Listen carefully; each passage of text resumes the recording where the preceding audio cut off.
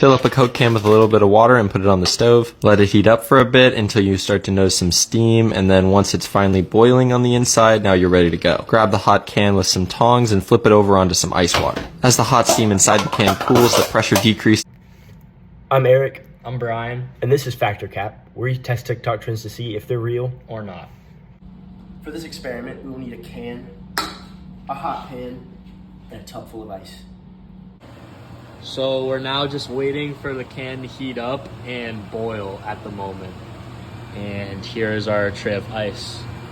We are patiently waiting for this amazing experiment to happen. So what do we think is going to happen? And why?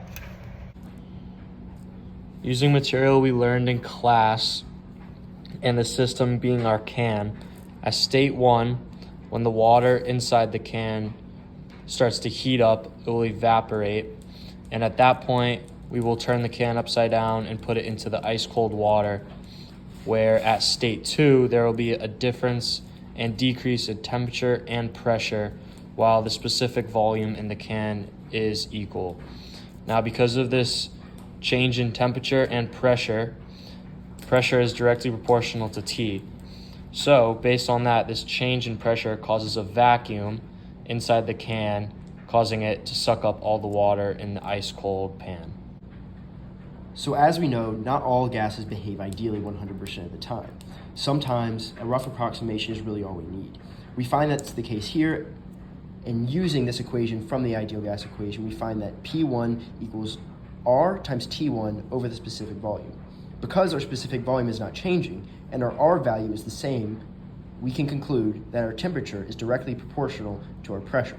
Because our pressure here is higher with a higher temperature, our pressure here is lower due to the lower temperature. So as you can see, we've got a good little bit of steam going, the water's boiling inside.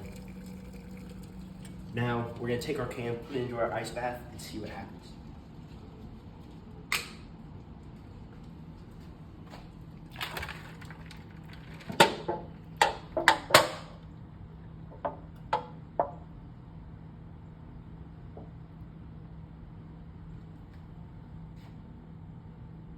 As you can see, the can is crushed.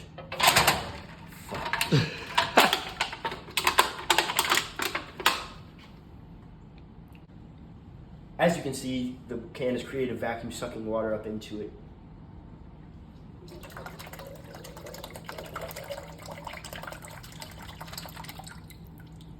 And as you can see, this is our final result. So this is our second trial with the VisiCan, and as you can see, the steam is coming out quite fast, and now we're going to put it into the ice water.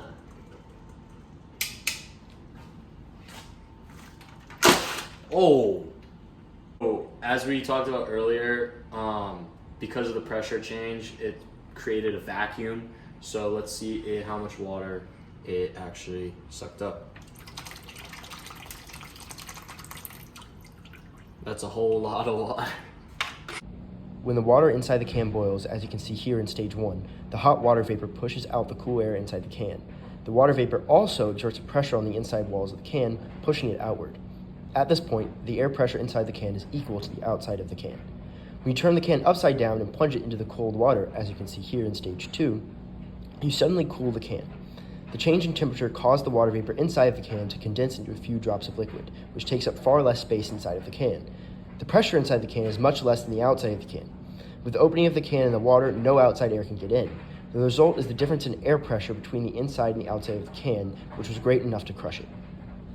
So to summarize, in state 1, we heated up our can, causing the water molecules inside of the can to move faster, expanding, taking up more space in the can. Now, moving the can from our hot plate over into our bucket of ice moves the can from state 1 to state 2. Now here, submerged under the water, air can't get inside of the can.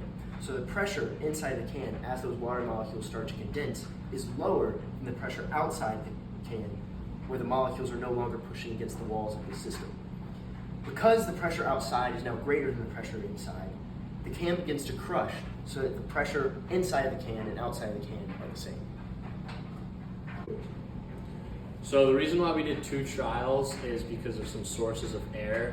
Now we have 2 different cans, which was our 2 different trials. The VisiCan and the C4, they could have been made from different materials. And also, our C4 can was not on the hot pan nearly as long as our VisiCan. I think with these 2 combined is the reason why our VisiCan got destroyed way more than our C4. Once again, I'm Eric, And I'm Brian. and we'll catch you on the next one.